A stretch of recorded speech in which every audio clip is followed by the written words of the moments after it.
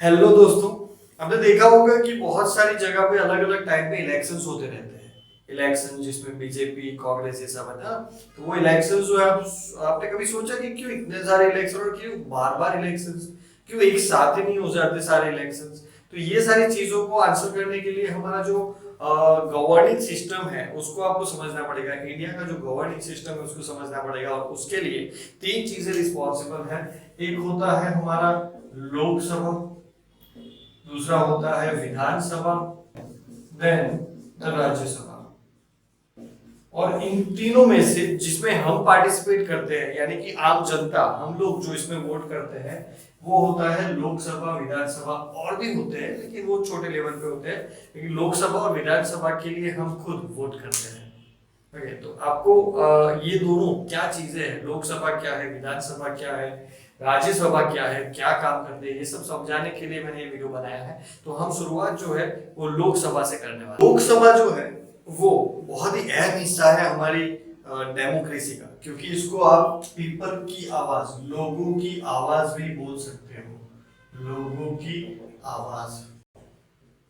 Okay? क्यों? क्योंकि यहाँ पे हमारे डायरेक्ट रिप्रेजेंटेटिव्स होते हैं, मतलब जिसको हमने वोट दिया है वो वहां पे बैठते हैं लोकसभा में। जैसे पार्लियामेंट, जैसा आपने देखा होगा बहुत सारी, ये सबने देखा होता है न्यूज में, बहुत सारी सीट्स होती है जिसके ऊपर सब बैठ के अपना जो व्यू है वो बनाते हैं, फिर उसके ऊपर बाकी सारे लोग वोट्स देते हैं और अकॉर्डिंगली बातें चलती है। तो डायरेक्ट रिप्रेजेंटेटिव्स ऑफ पीपल होने की वजह से पीपल जो मतलब लोग जो चाहते हैं, लोगों का क्या मानना है, कैसे रूल्स होने चाहिए, कौन से रूल्स नहीं होने चाहिए वगैरह वगैरह, वो अपने डायरेक्टली जिसको हमने वोट किया है वही बंदा जाके वहां पे बैठता है और अपनी तरफ से वहां पे बातें रखता है। इसलिए इसको बहुत ही अहम हिस्सा कहा जाता है, क्योंकि इतने सारे लोगों का रिप्रेजेंटेशन वहां पे होता है। दूसरी चीज, ये जो है lower house of parliament, parliament का लोअर हाउस है। तो आप बोलोगे अपर हाउस क्या है? That is Rajya Sabha. Okay, lower house मतलब कि लोअर लेवल पे, यानी लोअर लेवल नहीं बोल सकते इसको, हम ऐसा बोलेंगे कि हर एक बंदे का मतलब दुनिया हमारे भारत में जितने भी लोग, जितने भी नागरिक हैं, सबकी आवाज यहाँ पे सुनी जाती है। सब जा नहीं सकते लेकिन वो अपने रिप्रेजेंटेटिव्स को वोट करके चुनते हैं और वो अपनी आवाज वहां पे रखते हैं। तो वो होता है लोअर हाउस ऑफ पार्लियामेंट। इसमें अभी 545 सीट्स है। ओके, मतलब कॉन्स्टिट्यूएंसी के हिसाब से, अभी कॉन्स्टिट्यूएंसी क्या है मैं समझाता हूँ, लेकिन अभी 545 सीट्स है जिसमें से 540, पूरे इंडिया की बात कर रहा हूँ, 545 सीट्स है जिसमें से 543 जो है हम इलेक्ट करते हैं, यानी कि इलेक्शन होता है उनका। और बाकी के दो, मतलब दो जो रह गए वो जो है वो प्रेसिडेंट नॉमिनेट करते हैं। हमारे जो प्रेसिडेंट है द्रौपदी मुर्मू अभी, वो नॉमिनेट करते हैं ये दो सीट्स के लिए। बाकी के 543 जो है वो इलेक्टेड होते हैं। इनका इलेक्शन जो है एवरी 5 इयर्स होता है, एवरी 5 इयर्स। लेकिन 5 इयर्स में भी आपने देखा होगा कि फेज 1 2 3 ऐसे फेजेस में, फेज 1 फेज 2 का इलेक्शन, फेज 3 का इलेक्शन, ऐसा आपने सुना होगा, राइट? कि पहले कुछ राज्यों का करा जाता है, फिर दूसरे कुछ राज्यों का करा जाता है, ऐसे ऐसे फेजेस में किया जाता है। लेकिन आप सोचिए क्यों ऐसा करना पड़ता है? क्योंकि इतना बड़ा देश, इतनी सारी कॉन्स्टिट्यूंसी, इतनी सारी जगह, और इतनी सारी जगहों पे इलेक्शन करना इतना इजी नहीं होता है। एवरी 5 इयर्स करना पड़ता है, करते हैं, लेकिन एक साथ करने के लिए बहुत सारी चीजें लगेगी, इसके ऊपर भी आएंगे। लेकिन 5 इयर्स, एवरी 5 इयर्स में इसके लिए इलेक्शन होते हैं और इलेक्शंस के अकॉर्डिंगली हम जिसको इलेक्ट करते हैं वो पार्लियामेंट में जाके बैठते हैं। यहाँ पे जो इलेक्ट होके आते हैं उनको बोला जाता है एमपी, उनको बोला जाता है एमपी, और उनका नाम, एमपी का नाम है मेंबर ऑफ पार्लियामेंट। ओके, यानी कि हमने जिसको चुना है वो होते हैं एमपी लोकसभा इलेक्शंस में, और उनको बोला जाता है मेंबर ऑफ पार्लियामेंट, उसका ही शॉर्ट फॉर्म है एमपी। अभी मैं आपको बता दूं कॉन्स्टिट्यूएंसी क्या है। कॉन्स्टिट्यूएंसी जो है, कॉन्स्टिट्यूएंसी यानी कि जहां से इलेक्शन होता है, जैसे फॉर एग्जांपल है एक वडोदरा कॉन्स्टिट्यूएंसी है, फिर गोधरा है, ऐसी अलग अलग कॉन्स्टिट्यूएंसीज रहती है। मतलब एक रीजन रहता है, एक जियोग्राफिकल रीजन, यानी कि एक जमीन का पोर्शन जहां पे कुछ पॉपुलेशन रहती है। इट इज सेड, मतलब इट इज ट्राइड कि मोस्ट ऑफ द जितने भी हमारा 543 के लिए इलेक्शंस हो रहे हैं और 2 545 के लिए टोटल जो का मतलब जो हमारे रिप्रेजेंटेटिव्स आने वाले हैं वो सभी का इलेक्शन जो है उसमें यहाँ पे ट्राई किया जाता है कि जो पॉपुलेशन है वो ऑलमोस्ट इक्वल रहे। एग्जैक्ट इक्वल तो नहीं हो सकती, लेकिन ऑलमोस्ट इक्वल रहेंगी पॉपुलेशन। मतलब एक सीट के ऊपर अगर 5 लाख वोट है तो दूसरी सीट के लिए भी सिमिलरली कुछ रफली 4 to 6 लाख जितने वोट रहेंगे। समझ रहे हो? तो एक जियोग्राफिकल एरिया ही रहता है, जियोग्राफिकल एरिया बड़ा या छोटा हो सकता है, लेकिन इट इज कंसीडर्ड कि उसमें जो नंबर ऑफ पीपल वो कैपेबल ऑफ, वो एलिजिबल ऑफ वोटिंग, वो सेम या फिर ऑलमोस्ट इक्वल रहना चाहिए। तो वो होती है कॉन्स्टिट्यूएंसी। आगे हम देखते हैं कि हमारी जो इलेक्शन की प्रोसेस कैसे होती है। मतलब जो लोकसभा के इलेक्शंस होते हैं वो जैसे मैंने बताया कि एवरी 5 इयर्स ये इलेक्शंस करने होते हैं। अगर सरकार बीच में ही गिर जाती है तो 5 इयर्स से पहले भी हो सकते हैं, लेकिन जनरली ऐसा नहीं होता है, सरकार नहीं गिरती है। Every 5 years this elections happens. Okay, तो ये इलेक्शन जो है एवरी 5 साल होते हैं और 5 साल के बाद क्या होता है, एग्जैक्ट प्रोसीजर क्या होगी, तो अनाउंसमेंट किया जाता है अबाउट द इलेक्शंस। वो कौन करता है? इलेक्शन कमीशन ऑफ इंडिया, जो पूरी इलेक्शन की जो प्रोसीजर है उसको रेगुलेट करने के लिए वो बनाया हुआ है, वो करता है पहले अनाउंसमेंट। अनाउंस करते हैं कि ये डेट्स में ये फेजेस के अकॉर्डिंगली आपका इलेक्शन होने वाला है। ठीक है, इलेक्शन की जरूरत है, ऐसा अनाउंस करना जरूरी होता है। That is announcement done by election commission of India. फिर अब ये सुना होगा कि इसको टिकट मिली, उसको टिकट नहीं मिली, भाजपा से टिकट नहीं मिली तो हम वो अपक्ष लड़ गया, या फिर कांग्रेस से इसको टिकट मिल गई, ये सीट से उठ के उधर, ये कांग्रेस से निकल के बीजेपी में आ गया। ये सारी चीजें आपने सुनी होगी, टिकट टिकट टिकट, राइट। तो टिकट वाली जो बात है उसको बोलते हैं कैंडिडेट नॉमिनेशन। हर एक पार्टी या फिर अपक्ष यानी कि जो कोई भी पार्टी से नहीं है वो अपना नाम और अपना फॉर्म वगैरह भर के कैंडिडेट का नॉमिनेशन करता है। ओके, हर एक पार्टी को, मतलब जैसे वडोदरा या फिर किसी से सूरत से किसी को खड़ा रखना है बीजेपी को, तो बीजेपी उनका नेम के अकॉर्डिंगली मतलब फॉर्म उनका भरेंगे। जो प्रोसीजर होता है लीगल फॉर्म भरने की, वो भर के अपना नॉमिनेशन वहां पे डालेंगे। ठीक है, तो ये टिकट जो है दैट इज मतलब अगर बीजेपी ने बोला कि भाई मेरे तरफ से, बीजेपी की तरफ से ये बंदा यहाँ पे खड़ा होगा यानी कि वो वहां पे फॉर्म भरेगा और वो इलेक्शन लड़ेगा, तो वो होता है टिकट देना, राइट। अगर उसने बीजेपी ने बोला कि भाई मैं तेरे को मतलब सपोर्ट नहीं कर रहा हूँ, तू मत खड़ा रहे यहाँ पे तेरा फॉर्म नहीं भरना है, दैट मींस उसको टिकट नहीं दी गई है। Now he has choice. ऐसा नहीं है कि उसको बीजेपी ने टिकट नहीं दी तो वो इलेक्शन ही नहीं लड़ सकता, या फिर कांग्रेस ने टिकट नहीं दी तो वो इलेक्शन ही नहीं लड़ सकता। पार्टी का होना या नहीं होना जरूरी नहीं है। कोई भी उम्मीदवार, इवन आप, इफ यू आर 18+ और आपकी कुछ जो एलिजिबिलिटी क्राइटेरिया में बैठते हो, कोई ज्यादा एलिजिबिलिटी नहीं है, इसमें एजुकेशन वाइज इतना कुछ बोला नहीं है कि इतना एजुकेशन होना चाहिए, तो मतलब एनीवन कुछ केस वेस वगैरह होता है सब कुछ, मतलब वो हमारा डिटेल का टॉपिक का आज का टॉपिक नहीं है, उसके बारे में अलग से बात करेंगे। लेकिन वो अपना वो नॉमिनेशन फॉर्म भर देगा तो उसका नाम पक्का हो जाएगा कि he is fighting for the election, मतलब उसको वोट्स चाहिए, राइट।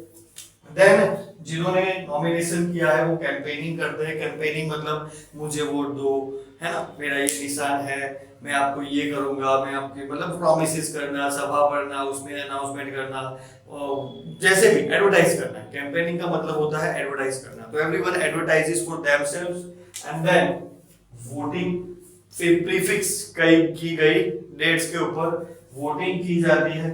इंडिया का कोई भी नागरिक, कोई भी सिटीजन जिसकी एज 18 से ज्यादा है, ही और सी कैन वोट।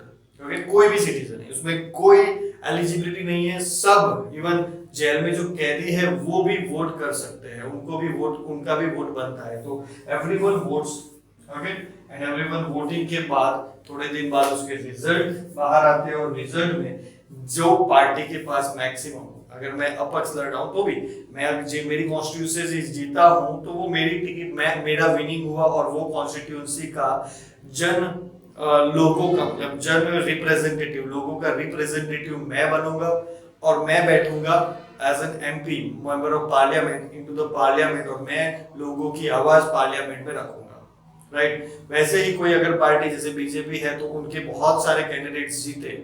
हमारे पास कितनी है? 545। तो इसमें बहुत सारे मेरे मतलब मेजोरिटी कैंडिडेट्स अगर मेरे जीतते हैं तो मेरी सरकार बनती है। समझ में आया? बीजेपी के मेजोरिटी कैंडिडेट्स अगर जीत जाते हैं तो बीजेपी की सरकार बनती है, अगर कांग्रेस के जीत जाते हैं तो वो कांग्रेस की सरकार बनती है। ओके, यहाँ पे ये जो हमारे नरेंद्र मोदी है यानी कि प्राइम मिनिस्टर जो है वो यहीं से सिलेक्ट होते हैं। मेंबर ऑफ पार्लियामेंट उनको बनना पड़ेगा, जीतना पड़ेगा मेंबर ऑफ पार्लियामेंट बन के, then he can consider being the prime minister. मतलब वो लोग अंदर अंदर डिसाइड करेंगे कि प्राइम मिनिस्टर कौन बनेगा। ओके, तो ये है नॉर्मल बेसिक प्रोसीजर जिससे एमपी यानी कि मेंबर ऑफ पार्लियामेंट बना जा सकता है।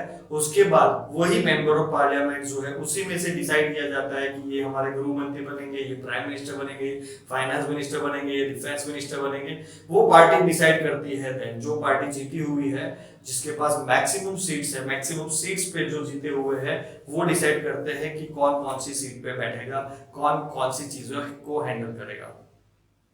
तो ये बहुत ही बेसिक इलेक्शंस है, लोकसभा के इलेक्शन, जहां पे अपनी आवाज, हर लोगों की आवाज, हर लोगों का वोटिंग जो है वो मेन बंदे को प्राइम मिनिस्टर बनाने के लिए हेल्पफुल। तो अब देखते हैं कि लोकसभा के पास पावर्स क्या क्या है। मतलब लोकसभा में प्रेसिडेंट तो बन गए, राइट, प्रेसिडेंट पीएम बन गए मोदी जी हमारे, और ऐसे ही बहुत सारे लोग जो है अलग अलग मंत्री बन गए, अलग अलग, वो उसको बोला जाता है काउंसिल ऑफ मिनिस्टर्स, जैसे फाइनेंस मिनिस्टर, रेलवे मिनिस्टर वगैरह वगैरह, ये सब वो जो है मिलके बने हैं finance ministry. Okay, council of ministers, तो ये तो बन गए। फिर उनके पास पावर्स क्या क्या है, वो क्या क्या एग्जैक्टली कर सकते हैं। तो उनके पास लेजिस्लेटिव पावर्स रहते हैं। लेजिस्लेटिव पावर्स का मतलब मेकिंग द लॉज और ब्रेकिंग द लॉज, नियम बनाना या नियम को मिटाना। ओके, वो उनका पावर रहता है। मतलब उनको कोई भी नया नियम इंट्रोड्यूस करना है, ऐसे नियम, ऐसे लॉज, ऐसे रूल्स जो हमारी यानी कि आम जनता की डेली लाइफ को अफेक्ट करते हैं, ऐसे रूल्स को बनाना है, या फिर ऐसे कोई रूल्स है जिसको हटा देना है, जो पुराने थे जिसको हटा के कुछ नया बनाना है, ऐसा कुछ भी, मतलब रूल्स के related they can do anything in this Lok Sabha. क्या करना होता है, उनको अपना प्रस्ताव रखना होता है, और प्रस्ताव रखने के बाद वोटिंग की जाती है कि ये प्रस्ताव सबको मंजूर है कि नहीं। अगर जैसे मैंने बताया कि 545 मेंबर्स हैं, उसमें से मेजोरिटी, ओके, आधे से ज्यादा को बोला जाता है मेजोरिटी, अगर उनकी ही सरकार है तो जो भी लॉ वो पास करना चाहते हैं, मतलब सारे ऑलमोस्ट 340 के अराउंड, मतलब मेजोरिटी अगर उनके पास है पहले से, बीजेपी के पास या फिर कोई भी एक पार्टी के पास, तो वो क्या करेंगे, अपना प्रस्ताव वहां पे रखेंगे, और उनके ही जो सपोर्टर्स है, वही पार्टी के जो मेंबर्स है, वो सब अपना पॉजिटिव में वोट दे देंगे और वो लॉ बन जाएगा। या फिर अगर कोई लॉ को हटाने के लिए प्रस्ताव रखा गया है तो वो लॉ हट भी सकता है। मतलब अगर if they have the majority, any party have the majority, वो वहां से लॉ को बना सकते हैं, लॉ को निकाल भी सकते हैं। लेकिन इट इज नॉट डायरेक्ट कि वहां पे लोकसभा में काम हो गया मतलब आपका लॉ पास हो गया, ऐसा नहीं होता है। लोकसभा में प्रस्ताव रखने के बाद, मेजोरिटी मिलने के बाद उसको डाइवर्ट किया जाता है राज्यसभा में, फिर से चेक करने के लिए। राज्यसभा का अलग से वीडियो बनेगा, उसमें आप डिटेल में देखोगे कि राज्यसभा में क्या होता है। लेकिन लोकसभा में पास होने के बाद चांसेस कम ही होते हैं कि राज्यसभा में वो रिजेक्ट हो जाए, लेकिन देयर आर चांसेस, मतलब राज्यसभा उसको फिर से वैलिडेट करेगी, कंट्रोल करेगी, बैलेंस करेगी, कुछ चेंजेस अगर लगे तो करेगी, and then they will send it to president वो जो इन दोनों ने जो काम किया हुआ है उसके ऊपर नॉर्मली साइन कर देंगे, and the law will be passed, और जो भी प्रस्ताव रखा गया था वो क्लियरली एप्लीकेबल हो जाएगा। ओके, तो this are the powers basically.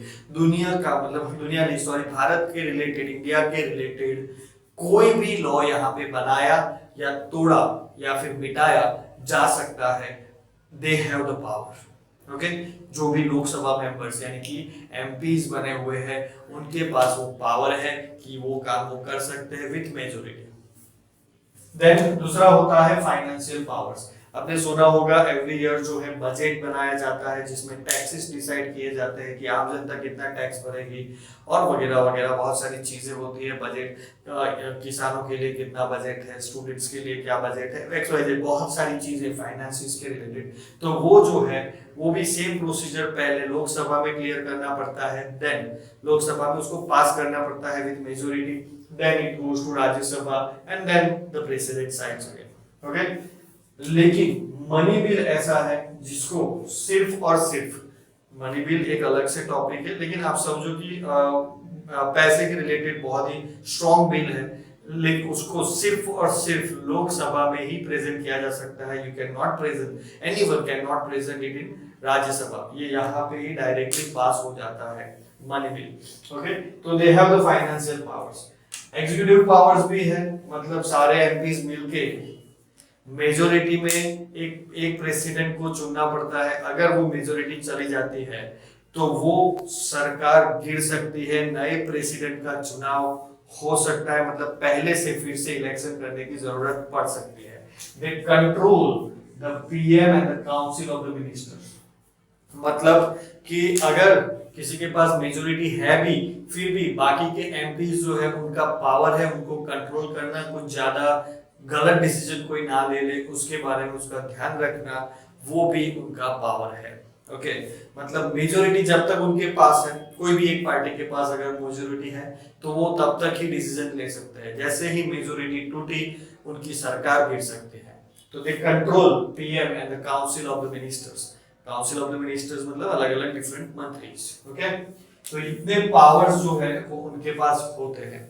आगे समझते हैं हम डिफरेंट टाइमिंग्स फॉर इलेक्शंस। जैसे मैंने इनिशियली शुरुआत में भी बताया कि हमारे इलेक्शंस जो है फेजेस में होते हैं, फेज 1, फेज 2, फेज 3, क्योंकि इतना बड़ा देश है, इतने सारे कॉन्स्टिट्यूएंसीज हैं, 545 कॉन्स्टिट्यूएंसीज, तो इतने सारे इलेक्शंस एक साथ करने के लिए बहुत ही ज्यादा कॉम्प्लेक्स सिस्टम की जरूरत पड़ेगी।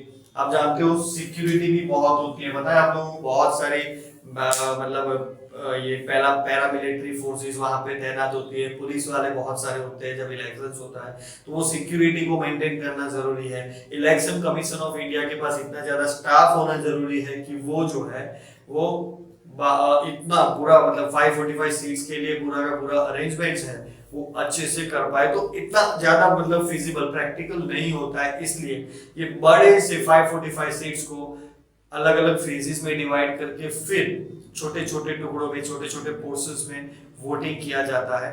फिर रिजल्ट जो है एक ही दिन पे दिए जाते हैं सबके, मतलब फेज 1 का इलेक्शन होने के बाद फेज 1 का रिजल्ट नहीं दिया जाता।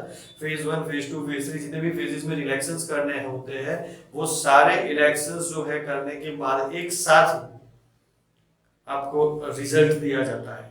मतलब ये इलेक्शन तो एक ही चीज का है लेकिन उसको टुकड़ों में किया जाता है, बिकॉज बहुत सारी जियोग्राफिकल डाइवर्सिटीज है। मतलब जब यहाँ पे अभी यहाँ पे सर्दी हो रही है तो कहीं पे पॉसिबली वहां पे हिम वर्षा हो रही होगी, मतलब आइस फॉल्स हो रहे होंगे, कहीं पे बारिश भी चालू है।